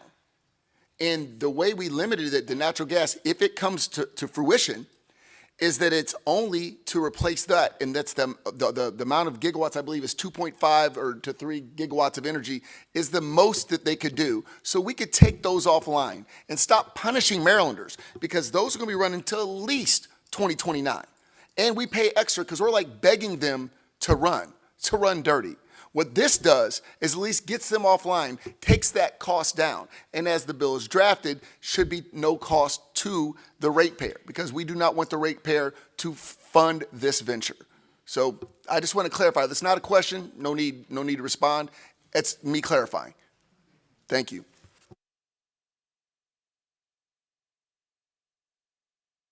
Thank you, Mr. Chairman. Brittany, CCAN, Chesapeake Climate Action Network, do you support the nuclear portion of the bill?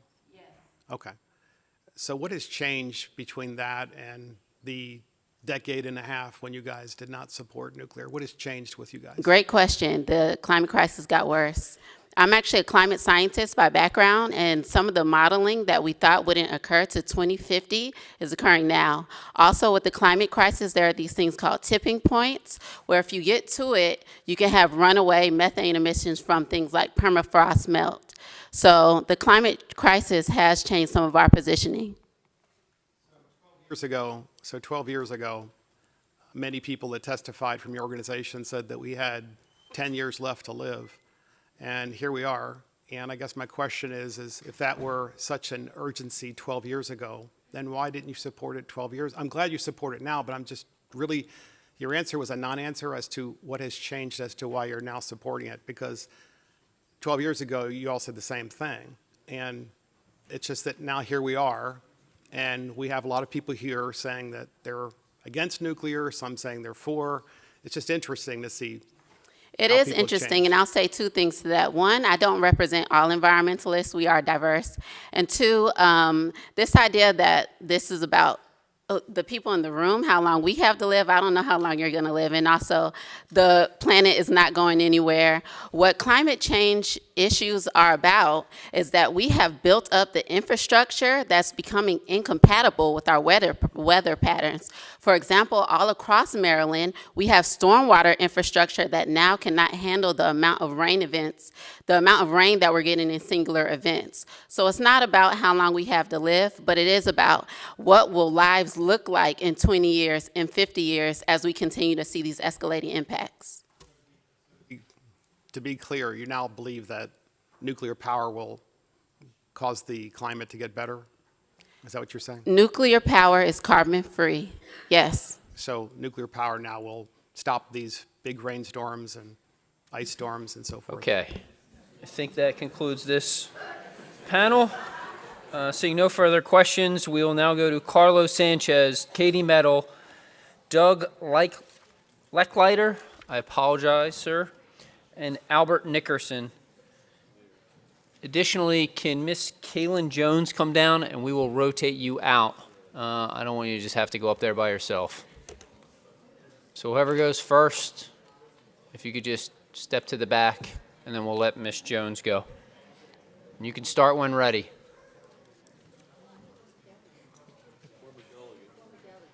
Oh, I apologize, Miss Jones.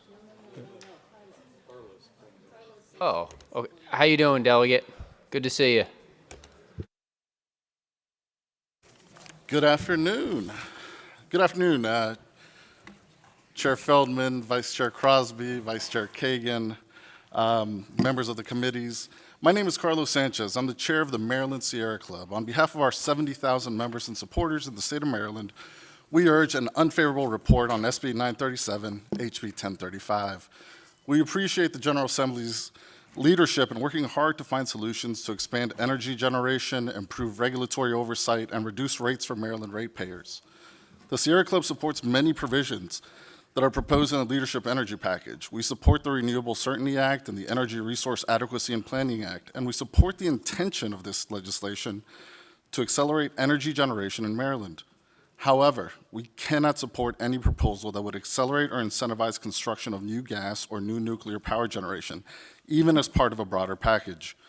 Gas should not be seen as a viable component of Maryland's energy future because of the public health, environmental, and climate impacts. The toxic emissions from burning fossil fuels in power plants are hazardous to human health and are linked to cancers, heart disease, asthma, and other respiratory diseases. This is dangerous, not only for our state as a whole, but it is especially harmful to the communities that would reside near the plant. In fact, many Marylanders live in areas designated as being a non-attainment for Clean Air Act's ozone standard and a non-attainment of the National Ambient Air Quality Standards for ozone, which means that many of us are breathing unhealthy air. Specifically, the Baltimore region and Cecil County are in serious non-attainment. Methane is a potent greenhouse gas with 80 times the climate warming impact of carbon dioxide. Making a new gas plant in Maryland is fundamentally incompatible with the state's climate goals. The Next Generation Energy Act recognizes the importance of accelerating in-state generation in Maryland, but the Sierra Club believes that we can better and more cost-effectively meet our energy needs through deploying clean, renewable energy and battery storage.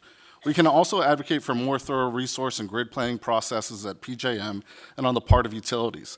This focus aligns with steps taken by the other two bills in the Leadership Energy Package. Thank you for your consideration. Is it working? Okay, it's working. Great. Good afternoon. For the record, my name is Katie Mettle, Policy Principal for Advanced Energy United. We believe a reliable grid has a diverse mix of energy generation and storage solutions, and our mission is to accelerate the transition away from fossil fuels and towards clean energy. Renewable energy generation plus battery storage and transmission combined with smart grid technologies can manage peak demand and replace Brandon Shores and Wagner. Renewable energy is not intermittent or unreliable. When paired with battery storage, renewable energy is dispatchable, meaning the amount of energy going to the grid can be adjusted up or down, and it can meet peak demand just like any other form of dispatchable energy. You need to have enough solar and enough of the right kinds of batteries on the grid and the necessary transmission in order to do so. There is nothing inherent to a solar plus battery system that makes it incapable of meeting peak demand. In PJM's ELCC class ratings, gas combined cycle is rated at 78% and 10-hour batteries are rated at 77%.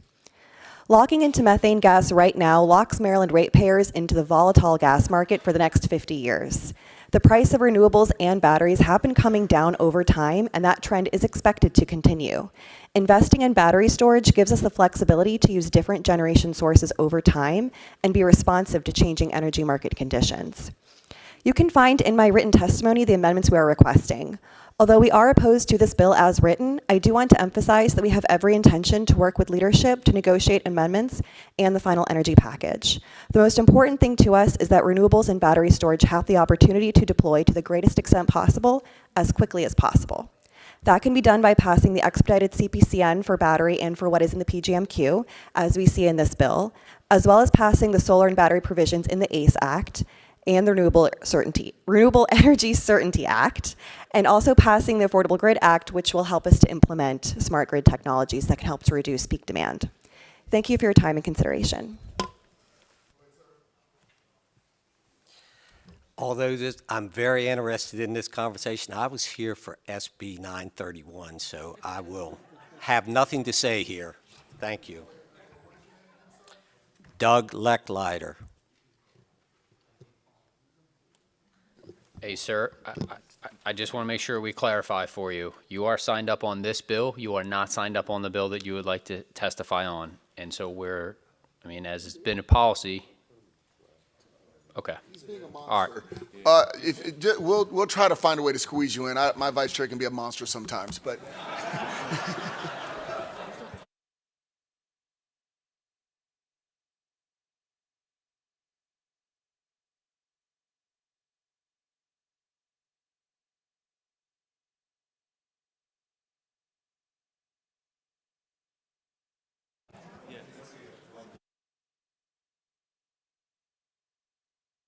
I believe we have one question from Delegate Pippy. Thank you, Mr. Chairman, and I appreciate you folks testifying today. So this is for the young gentleman there. So you had said this bill, this legislation, or proposed legislation is not in line with our current goals, but I think the inference is that our current goals are not working, right? Because we have a conflict in the state where, let's take offshore wind, for example. New administration, there's significant uncertainty whether those projects are going to ever come online.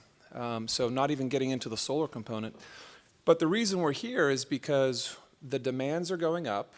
The energy that we need it's becoming the issue. And so I just want to make sure that you and the listeners there are kind of aware that the reason we're here is because the current plan that you're stating, we're not in alignment with, it's not working.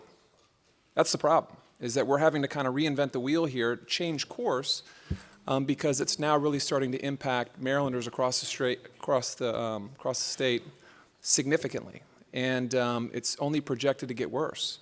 And so that's why the legislature is trying to have to make some difficult decisions to address those important needs of providing affordable and reliable energy, which used to be the goal. The goal shifted, but we're kind of having to get back to the basics with this legislation. So I didn't know if you wanted to address maybe, the question would be, do you agree that the policies currently in place are not working? Well, firstly, thank you for calling me young, because that's probably the first time I've heard that in a while.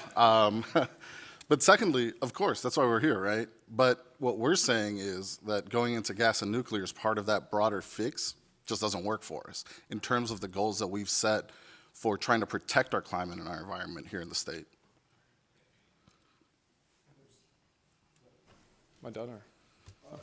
Well, so I'll just end this with this. So there's really three goals, right? provide affordable, reliable, and I guess cleaner energy. You know, you keep referencing one goal, but the legislature has to consider all sorts of different things. And I think it's important, and I appreciate the president and the two chairs acknowledging that those other two categories, reliable and affordable, are extremely impacted in today's environment, or climate, for lack of a better word. So I wish you would work with everybody to address those other two things, and hopefully we can find a compromise to cover all three. So thank you very much.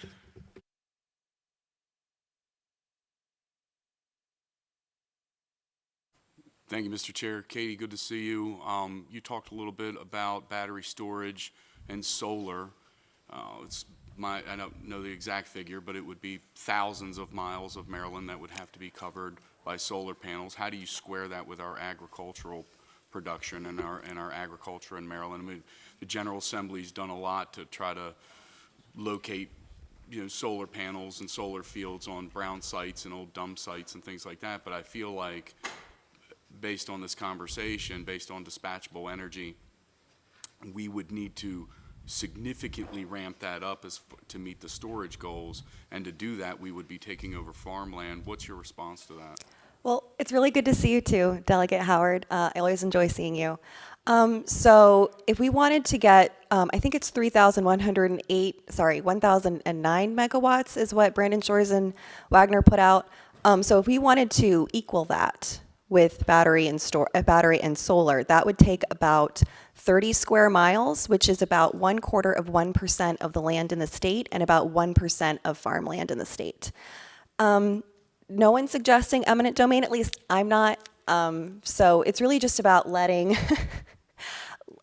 farmers have the opportunity to decide what they want to do with their land, and if they would like to diversify their income by being able to find another use for their land with solar.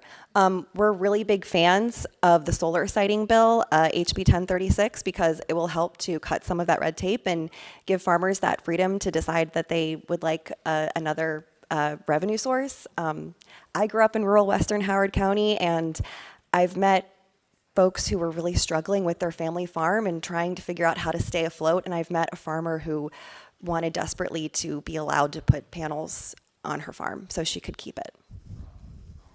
It's up squarely, not just with agricultural, but environmental, right? So they're getting ready to, at least there's an RFP put out to get rid of an agricultural program right here at the Naval Academy.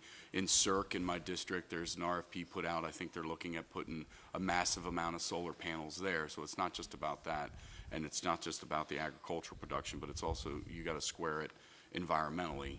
And it seems like they're encroaching, the solar industry is trying to encroach more and more and more on viable, you know, grade 1 soils and agricultural land.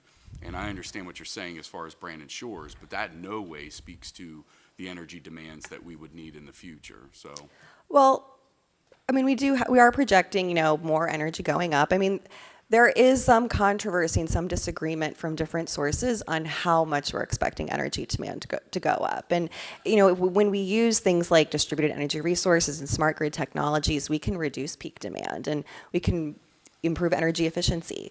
And there's also, you know, even some controversy over how much energy data centers really need. There's been some research that's showing there could be, might be some unanswered questions about that. So I want to make sure that I understand the earlier part of your two-part question. You were asking about the environmental impact of like ground mount greenfield solar? no, I was just asking how you would square it when it comes to not just the environmental impact. You know, you're looking for a positive environmental impact as far as community protections and solar and renewables. We're going to see a massive increase in energy that we're going to need, as testified to earlier, not by you, but the very beginning panel. You talked a little bit about replacing Brandon Shores with solar and what that would look like as far as land usage. The body has done a tremendous amount as far as keeping solar on brown fields and old dump sites and fields that aren't, you know, grade 1 agricultural land. And I was just asking your opinion on how we continue to eat, quite frankly, and square that with our agricultural industry. In terms of needing to use that land for agriculture as well? Absolutely. Agrivoltaics. That's a whole nother, okay. We can also do brownfields, as you just mentioned. We can do floating solar, with which Delegate Fraser Delgo has a bill on. We can always do more for rooftop. Maybe that's next session. Agrivoltaics is my answer. Okay. Thank you, Mr. Chair. And I do appreciate that. I will say that one of the things that I would want you, Carlo, and if you take note, when we talk about solar and batteries, the bill that we tried to draft has no impact to the ratepayer. But you would agree that both solar and batteries, the ratepayer is going to have to front that, either through PPAs or something, correct? Sure. Yeah. And so while we're here today, as I said when I was presenting the bill, was about we have to do something to cut ratepayer cost. It's and I want to also pair that with, as I've been saying, elections have consequences. So you know what's not at the top of the list for this federal administration right now? Supporting solar batteries. This is something that this state is going to have to venture out on their own to do.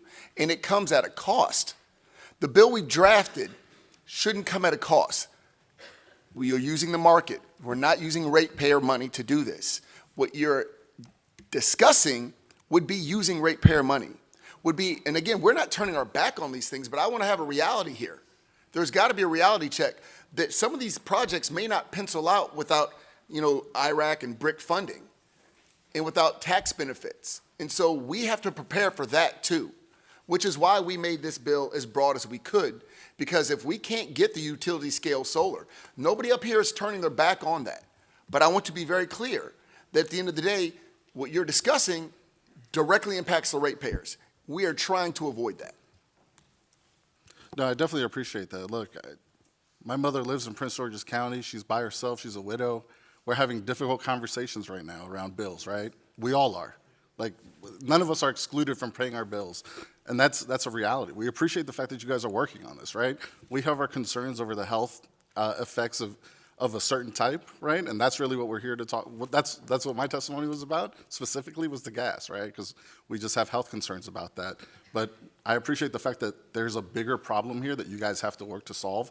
We want to be partners in that, but we just know where our hard line is on gas. I just wanted to clarify, because we work together. I know you. It's not as easy as it appears. And again, where the goal of taking Brandon Shores down, and understand with the transmission lines and all that, all this comes at such a cost, and we're trying to not be always at the mercy of PJM. So thank you.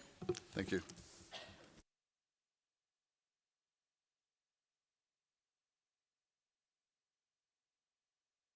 We did. Tom Peterson.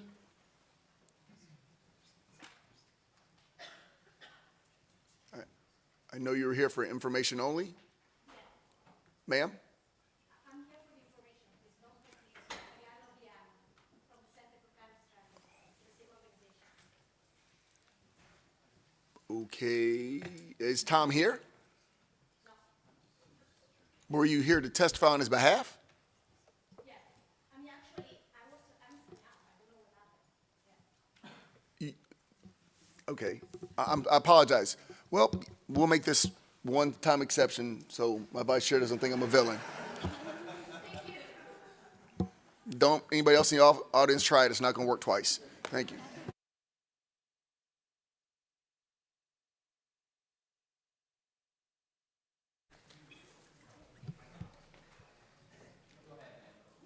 Thank you.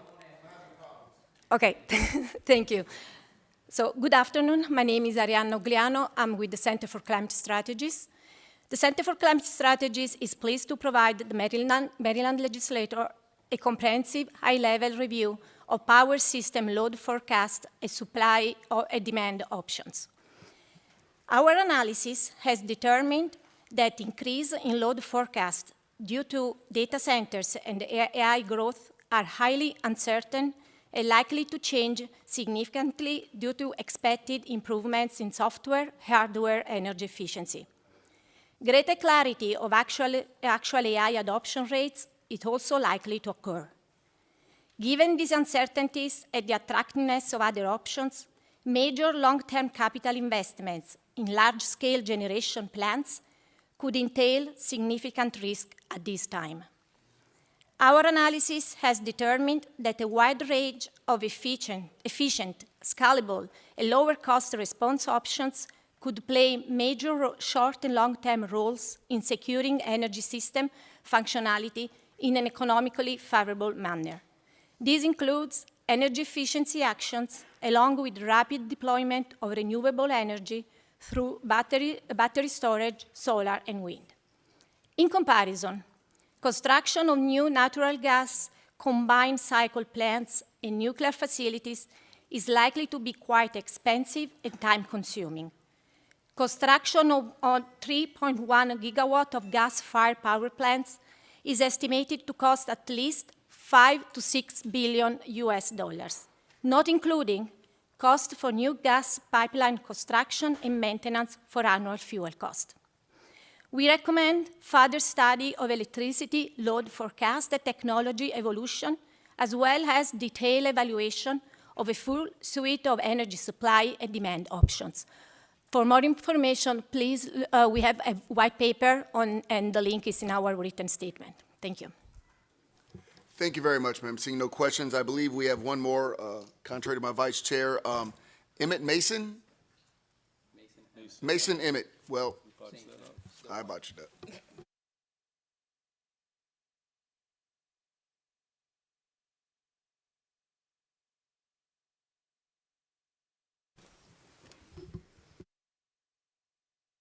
Good afternoon. Thank you. Sorry, I think we were a little mixed up earlier. I'm Mason Emnett here on behalf of Constellation Energy, Maryland's largest producer of supplier of clean energy. We are headquartered in Baltimore. I was here to testify favorable with amendments that were provided in a written testimony. We got a little mixed up earlier, I think. So we agree that a mechanism to expedite permitting for new power plants is needed. Siting and permitting obstacles are the #1 impediment to investments of any type of generation in Maryland. This legislation takes an appropriately measured approach by establishing clear criteria that must be met in order to qualify for expedited permitting, and by ensuring that competitive generators continue to bear the risk of new investment instead of shifting that risk to ratepayers through monopoly utilities. At a time when utility infrastructure costs and customer bills are skyrocketing, there should be no consideration of utilities re-entering the generation business. On that note, Constellation opposes the inclusion of in SB 931 and HB 1036 of a study incentivizing new generation through utility partnerships. The planning studies required by SB 909 and HB 1037 will be more than efficient in addressing Maryland's resource needs. I mentioned this now for efficiency, so I don't have to take time testifying in the next set of bills. Second, we also support the concept of a procurement for new nuclear, but believe that mirroring the offshore wind law passed in 2013 is unworkable. Maryland has an opportunity to be a national leader on new nuclear procurement, but needs to get this right from the start, as set forth in our written testimony.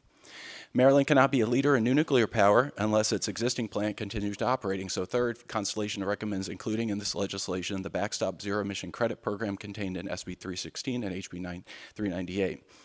That will ensure that it will provide a backstop to ensure that Calvert Cliff continues to operate for an additional 20 years through relicensing. And fourth, this legislation requires data centers and other large load customers to connect and pull power from the grid unless they meet conditions around building new generation. That will restrict customer configurations, which have been used in Maryland for decades to reduce costs not only for industrial customers, but also the grid. Thanks again for the opportunity to testify. Sir, I do have a brief question. We're talking about our unworkable program that we've created. But you basically sounded like you wanted tax benefits for Constellation at this point. Is that what you're asking for? No, the zero emission credit program that in Delegate Charkoudian's bill would provide a backstop program that would allow for payments for nuclear clean energy attributes. The pricing mechanism would track the federal tax mechanism, so it's not a tax credit, but the pricing mechanism would follow the federal tax policy, which is structured in a way that if market revenues are sufficient, then there's no payment under the program. And I guess my question is, but under this, you could also build another reactor and get these benefits in Maryland, correct? Under the legislation as proposed, there would be a new nuclear procurement. Yes. We believe as structured, that would not be workable to bring a new reactor online. And so I guess I'm trying to, what is Constellation getting at as far as, did you want us to give you ZRECs for what you're already doing? Is that what you're saying? That implementing a state program as a backstop to the federal the production tax credit, yes, would ensure that we can continue to operate our plant, relicense for an additional 20 years, extend output through upgrades. So it is your testimony now that there are upgrades that you guys can do? That we have evaluated the possibility to upgrade, and upgrade is an expansion of existing output, and we need a commercial arrangement or sufficient financial security in order to pursue those. So it sounds like you want us to pay for you to sell us more electrons. No, if we are going to expand the output of our plant, we're going to need a long-term contract. We would like to do that commercially through the market, which is why we are opposed to the elements of the bill which would eliminate or restrict our ability to serve customers behind the meter. No, you could always reinvest in your company at any time and get these same improvements, correct? We would need a long-term contract in order to make the investments. All right, and you believe that nuclear energy, especially after this hearing, is at risk as far as our dependency on nuclear energy as a state or a PJM? You believe that that is at risk without those contractual guarantees? Yep, the 2 units at Calvert Cliffs, they are going to go through relicensing in the late 2020s. The licenses expire in 2036, or 2034 and 2036. Right. We'll be beginning that relicensing activity in 2029. That is around the time in 2032 when the federal program is going to be expiring. So we will be needing to undertake investments in the assets to ensure their continued operation just as the federal support program is expiring, assuming that it's still in place at that time. And you believe there's a chance that with this new administration that those supports for nuclear are at risk? There are conversations happening in Washington as to the structure of all of the clean support programs, and we're evaluating or monitoring how that progress. Even after all the things this new president has said about him supporting nuclear and being all in for nuclear, you do believe it's at risk? We are hopeful that the nuclear support programs remain in place, but that's a conversation that's occurring in Washington. What's wrong with you? I believe that's all the questions I have. Brief indulgence.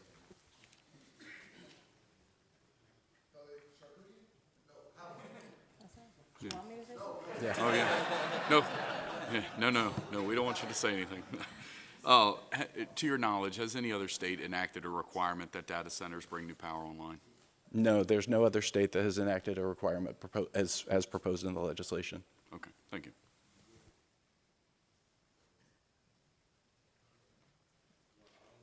I just want to make sure, I believe everybody here who signed up to testify has testified.